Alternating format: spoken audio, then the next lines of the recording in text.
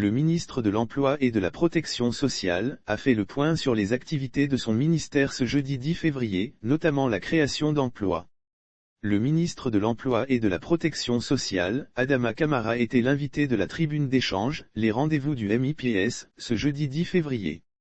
Sa communication était portée sur les acquis et nouvelles orientations des politiques en matière d'emploi, de travail et du social, 116 833 emplois créés en 2021 grâce aux mesures incitatives à la création et la pérennisation des emplois mises en place par le gouvernement ivoirien. L'on a enregistré, en 2021, la création de 116 833 emplois, dont 96 302 dans le secteur privé qui reste à ce jour, le principal pourvoyeur d'emplois en Côte d'Ivoire, selon le ministre.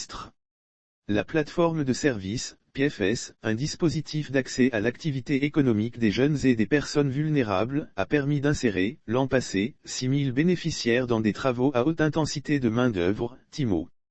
Selon RH Mag, 1500 jeunes et personnes vulnérables ont été financés pour des activités génératrices de revenus, AGR, dans le secteur de l'agropastoral, aviculture, apiculture, culture vivrière, du commerce et de l'artisanat, coiffure, menuiserie. Face à une quarantaine de journalistes, le premier responsable du MIPS a rappelé la mission de son département, qui est d'élaborer, de mettre en œuvre et de suivre la politique du gouvernement en matière d'emploi, de travail et de protection sociale.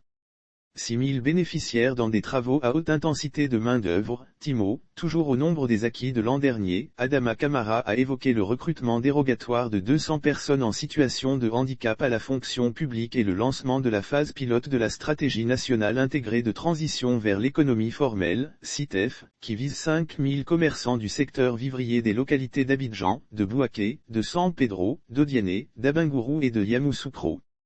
Lire aussi recrutement des docteurs dans les universités publiques. Le ministre Adama Diawara promet encore plus de transparence. 15 600 personnes vulnérables formées à l'entrepreneuriat pour ce qui est du projet d'insertion professionnelle des personnes vulnérables, PIPV. Le MIPS a indiqué que celui-ci permettra de former environ 15 600 personnes vulnérables à l'entrepreneuriat et de les insérer dans des activités génératrices de revenus. À en croire toujours le ministre Kamara, ce projet triennal qui va démarrer cette année, est doté d'une enveloppe totale de 7,8 milliards de FCFA.